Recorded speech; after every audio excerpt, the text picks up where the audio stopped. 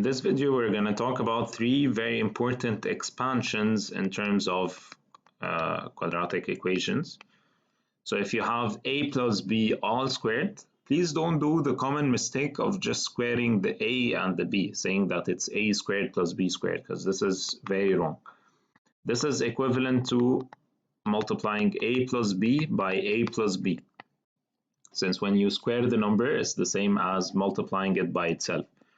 So if you expand this, a multiplied by a is going to be a squared, a multiplied by b is going to be ab, b multiplied by a, so you're going to add another ab, and b multiplied by b is going to be b squared. And adding these middle term, you're going to get a squared plus 2ab plus b squared. So you're going to have a 2ab in the middle. And in the same sense, if you have a minus b all squared, this is a minus b multiplied by a minus b, which you can expand into a squared minus ab, but plus b squared again at the end. So you're going to get a squared minus 2ab plus b squared. So the middle term here, you can memorize it that it's always the multiplication of everything you have. See, you have 2ab, which is the multiplication of this 2 and this a and this b. And even if it's negative 2ab, it's the same as multiplying 2 by a by negative b, right? And the first term and the last term are always going to be the terms you have squared, and the last one is always going to be positive. So this means if you have x plus 3 all squared, this is going to be the first term squared, the last term squared, but don't forget the middle term. It's not x squared plus 9 only. It's going to be, the middle term is going to be 2 multiplied by x, so this is 2x, multiplied by 3, so it's going to be 6x. Multiply everything you see to get the middle term. Let's try another one. 2x minus 5, let's say, all squared. So the first term is this squared, so 2x all squared is going to be 4x squared. The last term is going to be negative 5 all squared, and we said it's always going to be positive. The term in the middle is just going to be the multiplication of everything you see, right? So it's going to be 2 multiplied by 2x multiplied by negative 5. So 2 multiplied by 2x multiplied by negative 5 is going to be negative 20x, right? So let's try another one final example. If you have 3x plus 1, right, all squared. So again, you're going to do the first term squared, it's going to be 9x squared.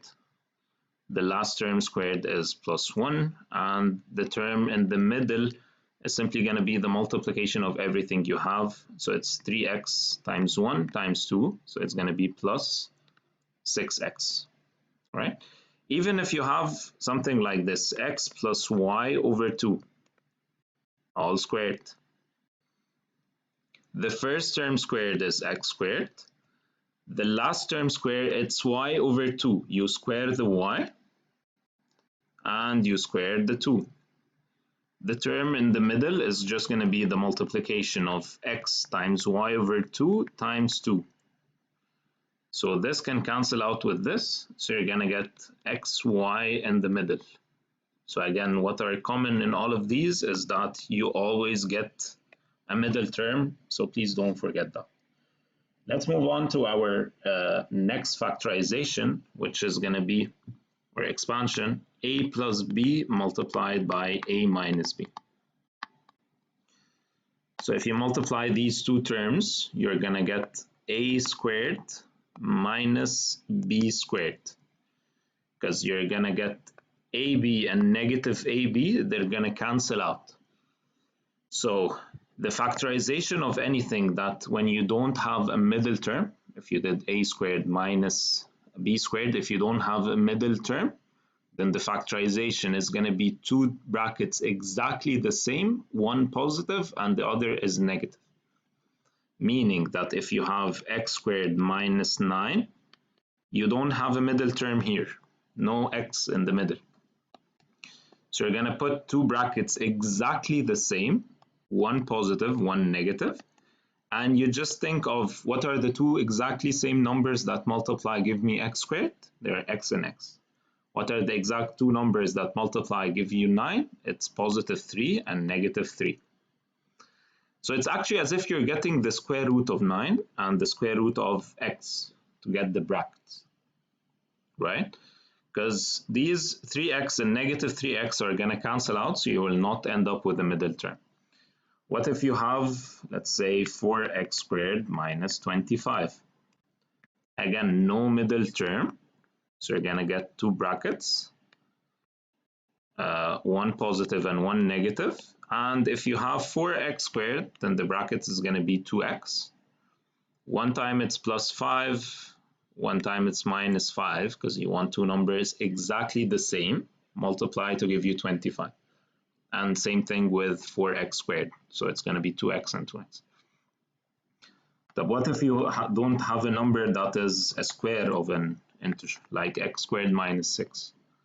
Well, it's the same concept. If you think that the 5 is just the square root of 25, so you're going to put x plus the square root of 6, even if you don't know it, it does exist, even if it's a decimal, and x minus the square root of 6. So x squared, let's say, minus p, whatever, it's going to be x plus root p multiplied by x minus root p. This particular factorization or expansion is very important for the SAT. You'll find it in a lot of coming questions on different topics.